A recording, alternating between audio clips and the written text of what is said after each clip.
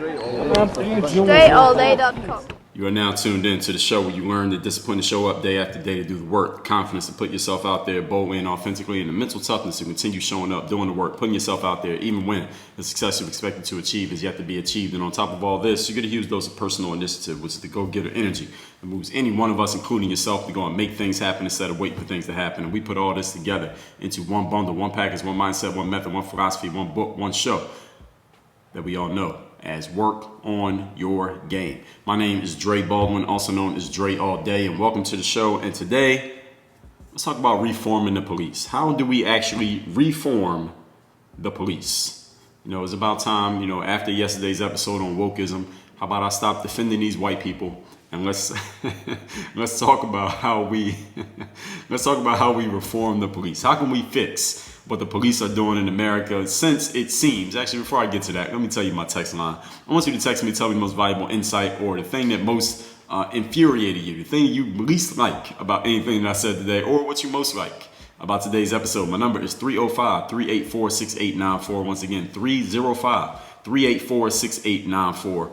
Why are we going to talk about police reform? Because it appears, at least if you listen to the woke people who seem to be the people who actually run these social media companies. So even if you're not woke, you have no choice but to see the woke messages, because this is what they choose to amplify on their platforms of whatever the police are doing to black people in America.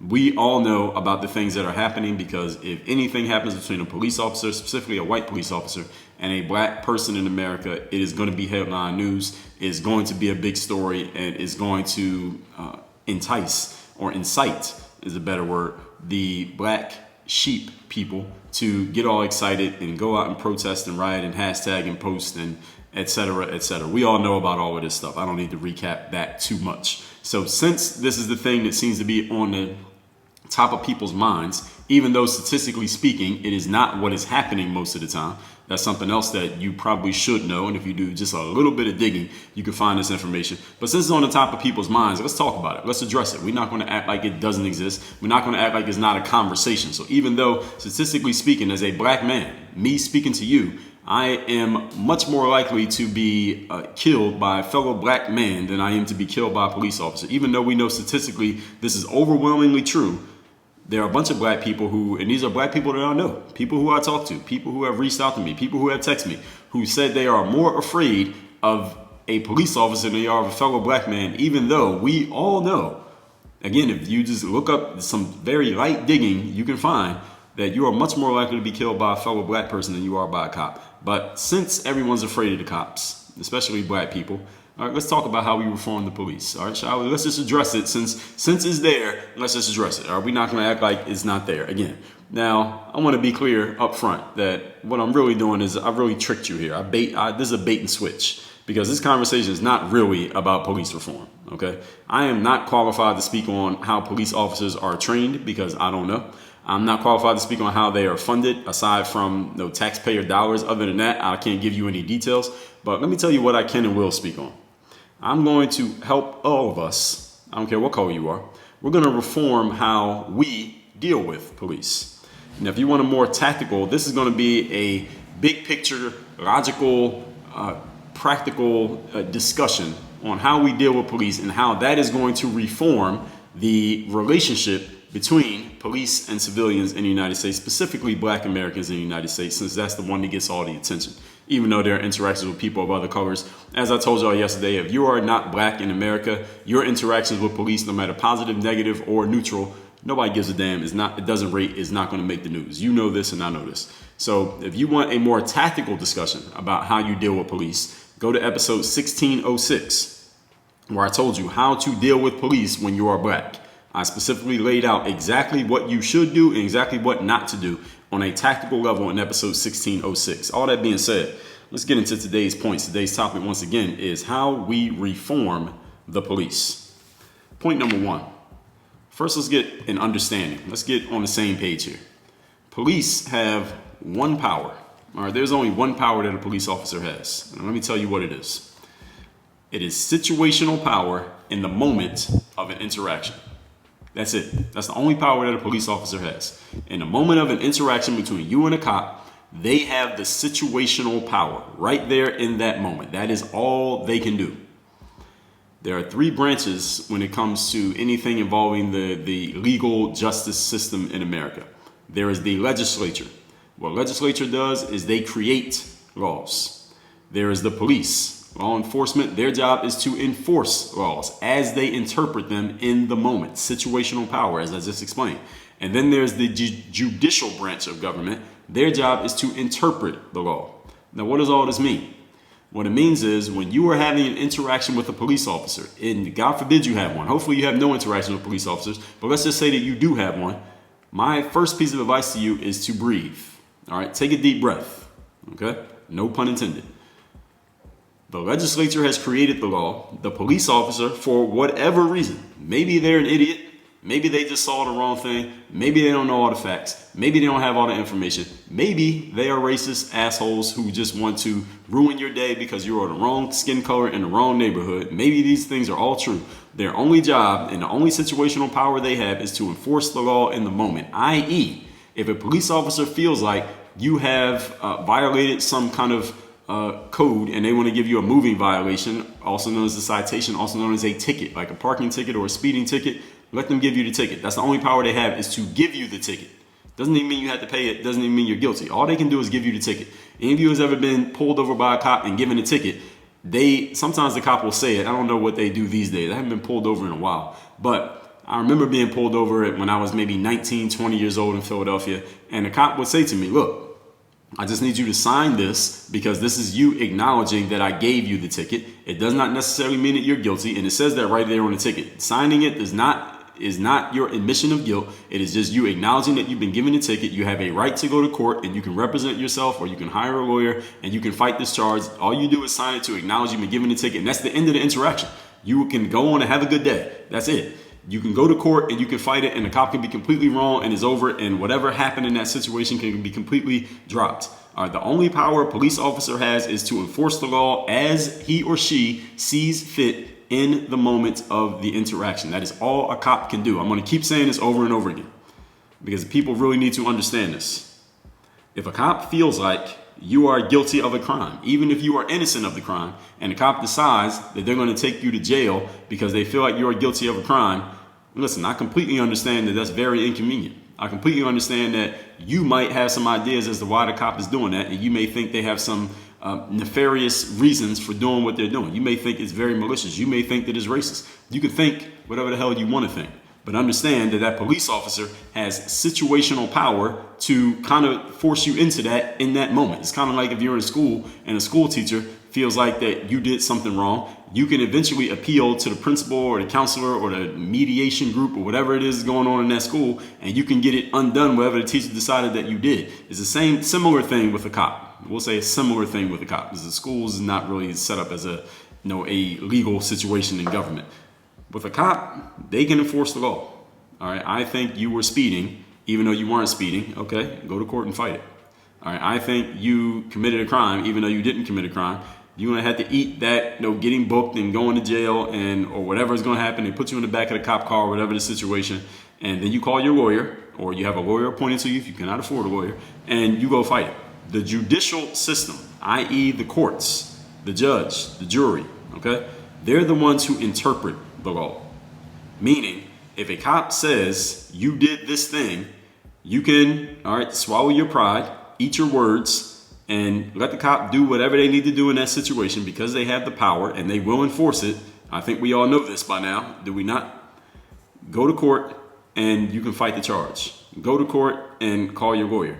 Get the charges dropped. Do whatever it is that you need to do. Negotiate with the police officer. There are many times when I would say up through my college years, up through age 22, I got pulled over for speeding many times, and many times I was speeding. Many times I was doing something that I shouldn't have been doing. I run through stop signs, I run red lights, and been caught multiple times doing these things, back in the day.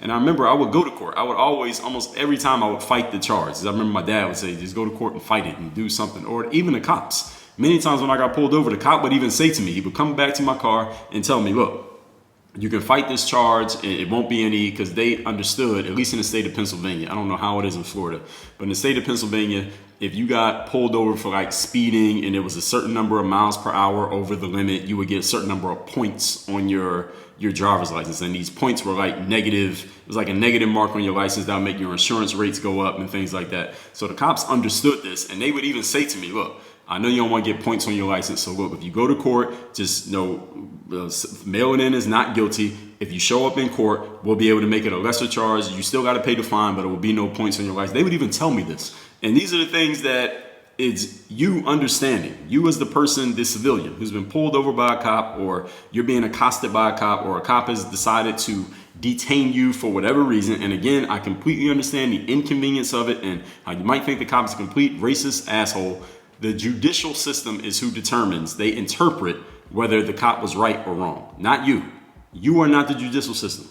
The system determines whether the cop was right or wrong. You can go to court, you can hire a lawyer, and you can fight the situation. Go to the library and read up on what the law actually is. You can find out the cop was right or wrong. Defend yourself if you need to, but breathe, okay? Police officers do not decide your guilt or your innocence. They can only enforce their perception of a situation and act accordingly based on their best judgment.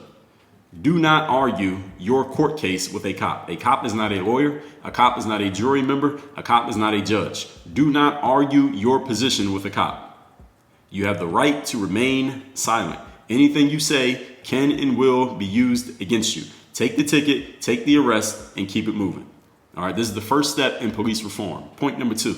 Today's topic, once again, is how we reform the police. Number 2, let the cop be wrong the same way you will let your boss at work be wrong, or the same way you will let your mom or your dad be wrong, and you don't say anything back to them because you're not in a position to do so.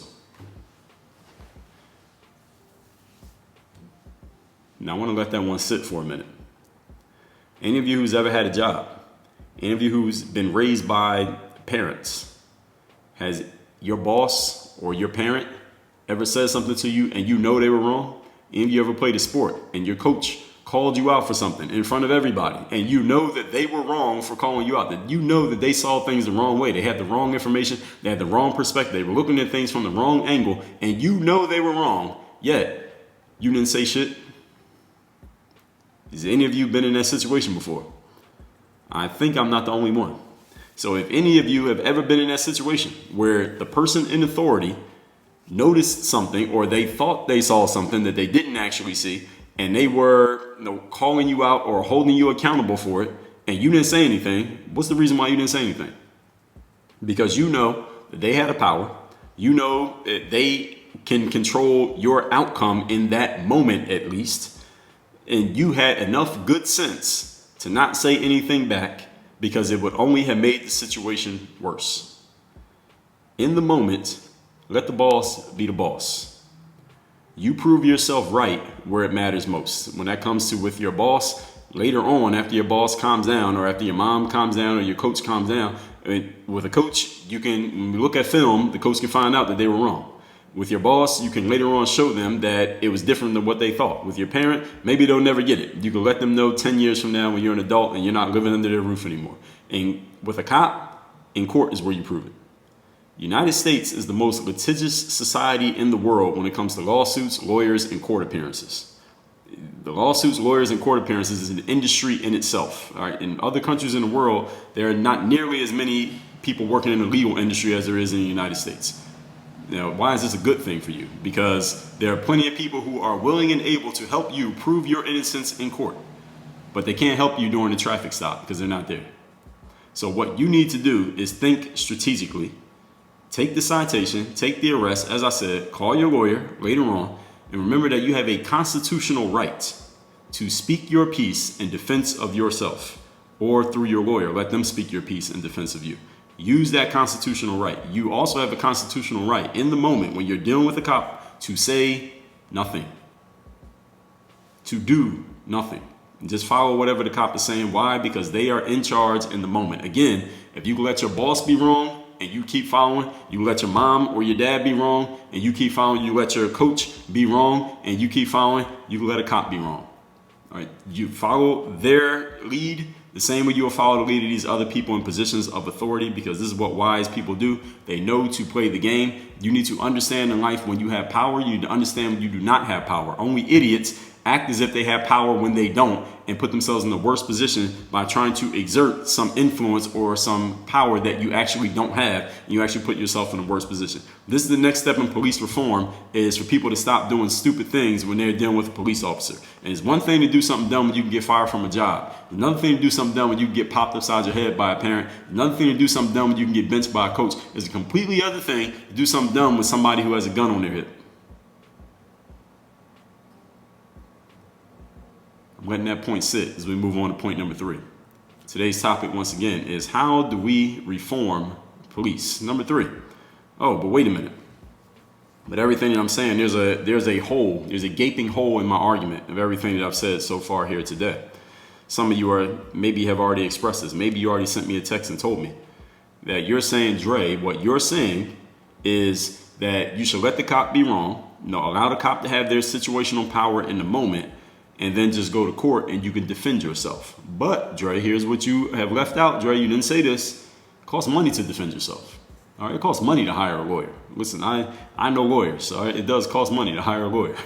Lawyer I've heard, is a well-paying occupation. It does cost money to be free. All right, there are sometimes you look at a situation like, you look at somebody like O.J. Simpson. It's kind of like a running joke for anybody who knows the O.J. situation. It's like the reason that O.J. is free to this very day is, at least from the double homicide charge that he had back in 1995, is because he could afford to hire the best possible legal team. And one of the reasons why Mr. Chauvin from Minnesota is going to be incarcerated is because he couldn't afford to hire the best legal team. He had one lawyer, whereas the prosecution in that case had like 7 people. And they had all these people jumping in to offer to help. It was like 10 against 1 going against Derek Chauvin in that case. Had he had OJ's money, maybe he'd be free today. If OJ had Derek Chauvin's money, he'd be in prison right now, and we wouldn't even be talking about him. So it does cost money to be free in the United States. Since this system is very litigious, because we have all these courts, we have all these lawyers, we have all these lawsuits and things like that, if you cannot afford to defend yourself in court, even though you may be innocent, you might end up incarcerated. You might end up having to pay that citation. You might end up getting those points on your license. In whatever states they still do points on licenses. Again, I don't know.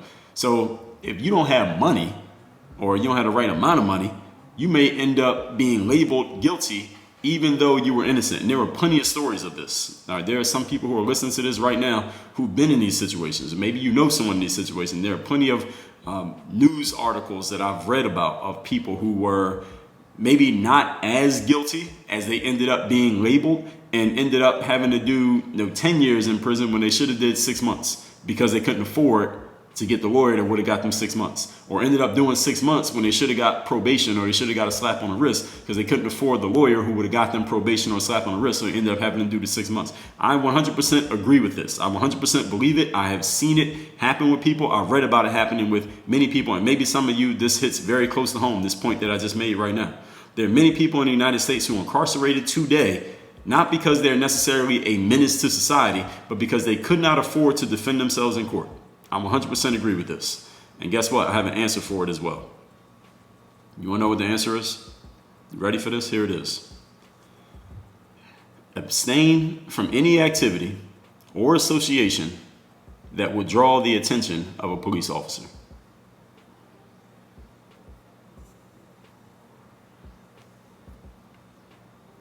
I'm pausing here on purpose. I want to let this sink in. Nico, leave all these pauses in for this episode. Don't take any pauses out. If you abstain from any activity or association, that means don't hang around anybody who's doing anything that would draw the attention of a cop, and don't do anything that would draw the attention of a cop, there is no way you could end up the victim of a cop who's having a bad day, or a cop who's having a bad life of being a racist, or a cop who just decides they need to hit their quota, or they need to assert their ego by ruining your day. All right, none of those things will ever happen if you don't do anything that draws the attention of a cop. If the cops never come around looking for you, then the cop can't arrest you. And then you'll never end up in court, and then you'll never need to pay a lawyer. Now, is this doable? This is not a rhetorical question. This is my question that I'm asking to you who's listening to me right now. Is it doable for you to not do anything that would get a cop's attention? Is there anyone who's listening to me right now who cannot stop yourself from partaking in an activity but draw the attention of a cop?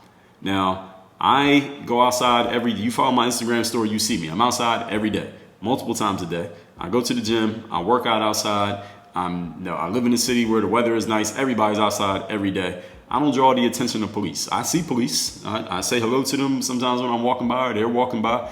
The cops don't stop to talk to me. The cops don't ask me any questions. The cops don't write me tickets. The cops don't have any reason to arrest me. Even if a cop is completely the most raging racist in the world, can't do anything to me. Why? Because I'm not doing anything to give that cop any reason to engage with me. Now, is there anyone, again, here's my question again. Is there anyone listening to me who is incapable of not doing something that will draw the attention of a cop? If you don't draw the attention of a cop, then none of these things can happen to you. You can't be arrested. You can't be given a ticket. You can't get killed. You can't get your neck kneeled on. None of these things can happen if you do not draw the attention of police. If you're not doing anything that a cop could possibly find objectionable, there is no way the cop can ever do anything to you. Now, who can't help themselves? You just have to do things to get cops' attention. Now, anybody who fits that description, I want you to text me and you let me know, and we'll get you an intervention. We'll find you a mentor. We'll help you out. My number is 305-384-6894. Let's recap today's class, which is how we reform the police. Now, again, I told you at the beginning here, I didn't make you listen to the whole thing. I told you up front that this is a bait and switch.